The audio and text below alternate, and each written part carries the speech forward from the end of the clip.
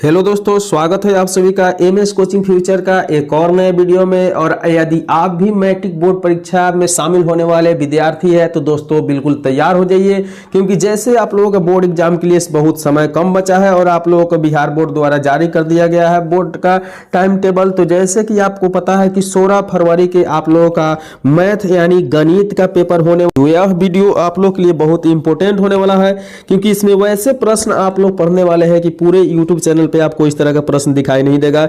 यह हम 100% गारंटी के साथ कह रहे हैं।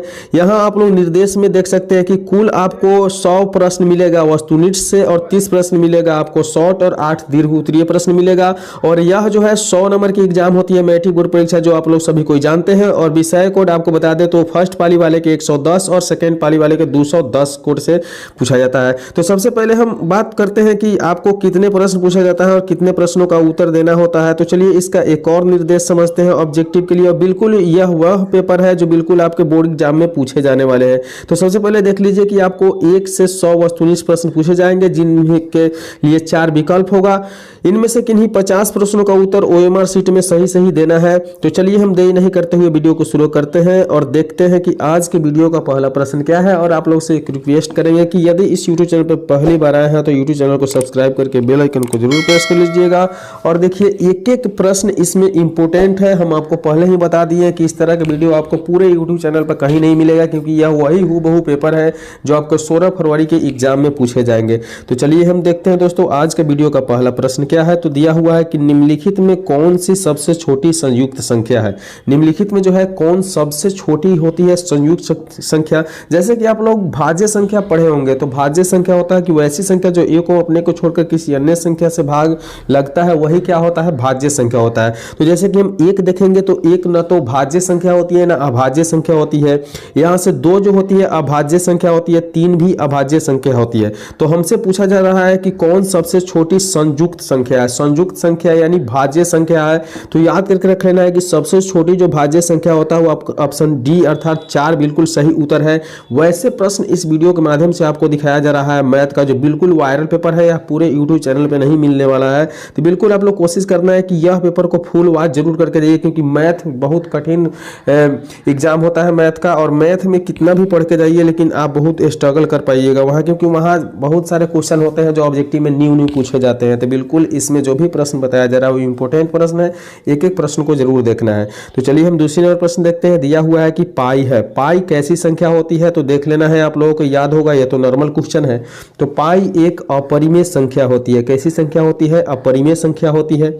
चलिए अब तीसरे नंबर प्रश्न की ओर बढ़ते हैं। तो तीसरे नंबर प्रश्न आप लोग देख पा रहे हैं, दिया हुआ है कि निम्नलिखित में कौन अपरिमेय संख्या है। निम्नलिखित में कौन अपरिमेय संख्या है। तो सबसे पहले ऑप्शन देखना है कि अपरिमेय संख्या इसमें से कौन है। तो जैसे कि हम लोग देख रहे हैं कि 3 बटा, यह रूट अंडर 3 बटा आपको 12 दिया गया है। तो इससे हम 3 चौके 12 कटा लेंगे तो रूट 1 का वर्गमूल 1 और 4 का वर्गमूल 2 हो जाएगा, यानी आपका यह जो है परिमेय संख्या है। लेकिन हमें इसमें अपरिमेय संख्या चाहिए। तो बिल्कुल यहाँ 7 से 7 भी कटा लेंगे तो 1 इसका उत्तर हो जाएगा। यहाँ रूट 2 से रूट 2 में गुना करेंगे 4 हो जाएगा रूट में, और 4 का वर्गमूल कितना होता है, 2 होता है। तो ये भी आपका परिमेय संख्या हो जाएगा। लेकिन क्वेश्चन क्या कह रहा है, तो क्वेश्चन कहा है कि निम्नलिखित में कौन अपरिमेय संख्या है। तो याद करके रखना है कि अपरिमेय संख्या आपका बिल्कुल सही जो उत्तर हो जाएगा ऑप्शन बी। अर्थात 2 से जब हम 10 को कटाएंगे 5 बार में तो 5 का वर्गमूल संभव नहीं होता है। चलिए नेक्स्ट प्रश्न की ओर बढ़ेंगे। एक एक प्रश्न आप लोगों को दिखा रहे हैं, एक एक प्रश्न को देखना है शुरू से अंत तक, बहुत इंपॉर्टेंट वीडियो है। देखिए दिया हुआ है कि 2 संख्याओं के लौसा तथा मौसा बराबर है तो संख्याएं है। 2 संख्याएं के लौसा, लौसा यानी एलसीएम क्या है, एलसीएम और एचसीएफ बराबर होगा तो संख्याएं कैसे हो सकती है। तो संख्या जो है बिल्कुल आपकी बराबर हो सकती है। जैसे कि आप लोग जांचते हैं तो वहां आप लोग देखते हैं कि एलसीएम क्या होता है कि एलसीएम गुने एचसीएफ और बराबर 2 संख्या ए बी होता है। ठीक है, तो चलिए हम देखते हैं अगली प्रश्न यानी 5 नंबर प्रश्न। 5 नंबर प्रश्न आपके सामने दिखाई दे रहा है, दिया हुआ है 5 नंबर, बहुत इंपॉर्टेंट प्रश्न है। इस तरह के प्रश्न आपके सब्जेक्टिव से भी पूछा जाता है और कभी कभी ऑब्जेक्टिव से भी पूछा जाता है। तो बिल्कुल हम बताएं कि इस वीडियो में आपको जो भी प्रश्न बताया जाएगा वो पूरे यूट्यूब चैनल पे ऐसे प्रश्न आपको नहीं मिलेगा। और यह जो मॉडल पेपर है बिल्कुल हूबहू आपके एग्जाम में आने वाले हैं। ठीक है, तो 5 नंबर प्रश्न दिया हुआ है कि 0.29 पे रेकरिंग है, तो इसको जो है हमें परिमेय संख्या के रूप में कन्वर्ट करना है। तो इसे बनाने के लिए थोड़ा सा हमें समय लगता है। जैसे हम x के लिए हम मान लेते हैं कि 0.29 है, उसके बाद हम देखेंगे कि दशमलव के बाद दो संख्या दोनों पे रेकरिंग है, तो इसे अगली वाली संख्या के हम 100 से दोनों तरफ गुना करेंगे। तो इधर बाएं में करेंगे तो 100x हो जाएगा, दाहिने में करेंगे तो 29 हो जाएगा। ठीक है, अब इसमें से हमें जो पहली संख्या इसे क्या करना है, घटा लेना है। तो घटाएंगे तो हमें यहाँ 0 देके 29 लिखेंगे। ठीक है, अब यहाँ दशमलव लेके 29 हम ले लेंगे, क्योंकि यह संख्या पर रेकरिंग दिया हुआ है, इसके मतलब है कि संख्या बार बार रिपीट हो रही है। ठीक है, घटाने के बाद यहाँ 0, यहाँ भी 0, यहाँ उतर जाएगा 9, यहाँ उतर जाएगा 2, और यहाँ देखिए 100 में से एक x घटेगा तो कितना हो जाएगा, 99 को x हो जाएगा। अब जैसे आप x के मान निकालिएगा तो यहाँ तो दशमलव के बाद 0 का कोई वैल्यू नहीं है, तो यहाँ 29 बचा हुआ है, आप देख पा रहे हैं 29 के बटा में कितना हो जाएगा, 99, यानी 29/99 जो है आपका बिल्कुल करेक्ट उत्तर हो जाएगा। यानी ऑप्शन डी जो है इसका बिल्कुल सही उत्तर है। तो 5 नंबर प्रश्न का ऑप्शन डी जो है बिल्कुल सही उत्तर है। अगली प्रश्न 6 नंबर प्रश्न देखेंगे, दिया हुआ है कि 1 - sin स्क्वायर थीटा क्या है। 1 - sin स्क्वायर 60 डिग्री जो है इसका वैल्यू क्या होना चाहिए, बराबर कितना होना चाहिए, इसके मान कितना होना चाहिए। तो 1 जो है sin 60 डिग्री का वैल्यू होता है √3/2, कितना होता है, √3/2, तो हमें स्क्वायर कर लेना है। अब देखें कि 1 का स्क्वायर जो होता है 1 होता है माइनस, स्क्वायर से रूट कटेगा तो 3 हो जाएगा, 2 का स्क्वायर कितना हो जाएगा, 4, बटा में 1 मान के हम क्या करेंगे, इसे बटा पर के घटाव बना लेंगे। ठीक है, तो 1 और 4 के एलसीएम 4 हो जाएगा, 1 चौके 4 तो 4 एकम 4, माइनस 4 एकम 4 तो 3 एकम 3, यानी घटाने के बाद 4 में से 3 गया तो 1/4। तो फाइनली जो है 1 - sin स्क्वायर थीटा का सही उत्तर जो होगा ऑप्शन ए में दिया हुआ है, ए के बिल्कुल नहीं होगा, ऑप्शन बी में दिया है बिल्कुल ए भी नहीं होगा, यानी ऑप्शन सी जो आपको दिखाई दे रहा है 1/4, यही बिल्कुल आपका इसका जो है करेक्ट आंसर, यानी सही उत्तर ऑप्शन सी यानी 1/4 हो जाएगा। फिर से आप लोग क्वेश्चन देख लीजिए कि 1 - sin स्क्वायर 60 डिग्री का जो वैल्यू है वह कितना हो जाएगा, 1/4 हो जाएगा। चलिए अगले प्रश्न देखते हैं। 7 नंबर प्रश्न आपके सामने दिखाई दे रहा है। बिल्कुल पूरे यूट्यूब चैनल पर ढूंढने पर ऐसा प्रश्न नहीं मिलेगा, यह मॉडल पेपर हूबहू वही मॉडल पेपर है जो आपके बोर्ड एग्जाम में पूछे जाएंगे। तो बिल्कुल अभी तक वीडियो को लाइक नहीं किए तो बिल्कुल लाइक कर दीजिए, चैनल पे पहली बार आए हैं तो सब्सक्राइब जरूर कर लीजिएगा। तो चलिए 7 नंबर प्रश्न देखते हैं। दिया हुआ है कि निम्नलिखित में किसका दशमलव प्रसार शांत होता है। तो सबसे पहले दशमलव प्रसार शांत के लिए एक कंडीशन होता है, किसी भी देखिए जैसे हम लोग भिन्न देखते हैं तो ऊपर वाले होते हैं अंश और नीचे वाले होते हैं हर। तो हर के गुणनखंड में अगर 2 और 5 आता है तो समझ लीजिए कि बिल्कुल यह शांत है। अगर हर के गुणनखंड में 2 और 5 नहीं आता है तो समझिए शांत नहीं है, यानी क्या है, अशांत है। तो सबसे पहले हम लोग अगर 40 का गुणनखंड करते हैं तो 40 का गुणनखंड में देखिए हम लोग पाएंगे कि 2 से करेंगे तो 20 हो जाएगा, 2 से करेंगे तो 10 हो जाएगा और 2 से करेंगे तो 5, यानी 40 के गुणनखंड में आपको 2 और 5 के अलावा कोई संख्या नहीं आया। अगर हम 21 का गुणनखंड करते हैं तो 7 × 3 हो जाएगा, इसमें भी आ गया 3, यहाँ भी 196 करेंगे भी तो आ जाएगा। तो 121 का तो 11 × 11 ही होता है। तो इसमें जो अगर पूछा गया है प्रश्न के निम्नलिखित में किसका दशमलव प्रसार शांत है, तो याद करके रखना है कि ऑप्शन ये जो है 7/40 इसकी दशमलव प्रसार बिल्कुल क्या है, शांत है। ठीक है, अगली प्रश्न की ओर बढ़ेंगे और 8 नंबर प्रश्न देखेंगे। दिया हुआ है प्रश्न निम्नलिखित में किसका दशमलव प्रसार अशांत है। तो यहाँ हम देखेंगे कि 5/8 जो है बिल्कुल शांत है, क्योंकि 8 का गुणनखंड में हमें केवल 2 प्राप्त होने वाला है। वही अगर हम 6/15 गुणनखंड देखें तो 6 को हम कटा देंगे तो 3 बार में कट जाएगा, 3 दूनी 6 2 बार में कटेगा, और 15 को कटाएंगे तो कितने बार में कटेगा, 3 × 5 = 15 5 बार। ठीक है, मतलब सही से फिर से हम देखेंगे कि 6/15 को अगर कटा रहे हैं तो ये 3 से 3 × 5 = 15, 3 दूनी 6, यानी ये 2/5, फिर भी यह शांत हो गया। उसी तरह से 512 के गुणनखंड करेंगे तो इसमें केवल 2 आएगा, इसलिए ये भी शांत हो जाएगा। अब बचा ऑप्शन डी। ऑप्शन डी जो है 343, क्या है, 343। तो जैसे हम लोग 343 का जो है गुणनखंड निकालेंगे तो 7 से लगाने पर 49 आएगा, फिर 7 से लगाने पर 7 आएगा, यानी हमें 2 और 5 के अलावा कोई संख्या मिलता है तो वही आपका क्या हो जाएगा, अशांत हो जाएगा।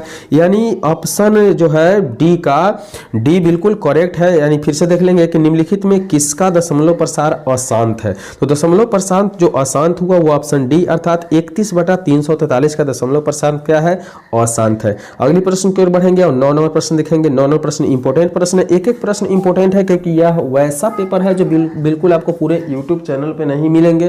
तो चलिए हम देखते हैं कि 400 के अभाज्य गुणनखंड में 5 का घात क्या है। 400 करेंगे 2 से तो कितना हो जाएगा, 200, फिर करेंगे 2 से तो कितना हो जाएगा, 100, फिर 2 से करेंगे तो कितना हो जाएगा, 50, और फिर 50 में लगाएंगे 2 से तो कितना हो जाएगा, 25, और 25 में लगाएंगे तो कितना हो जाएगा, 25 में अगर हम करते हैं तो 50 25, यानी हमें कुल मिला के 2 ही 5 दिखाई दे रहा है। ठीक है, तो 400 के भाज्य गुणनखंड में 5 का घातांक कितना होगा, तो बिल्कुल इसका ऑप्शन ए सही है। यानी 400 के जब गुणनखंड निकालेंगे तो उसमें 5 जो है कितने बार आएगा, तो कम से कम 2 बार ही आएगा। ठीक है, तो 9 नंबर प्रश्न का सही उत्तर ऑप्शन ए हो जाएगा।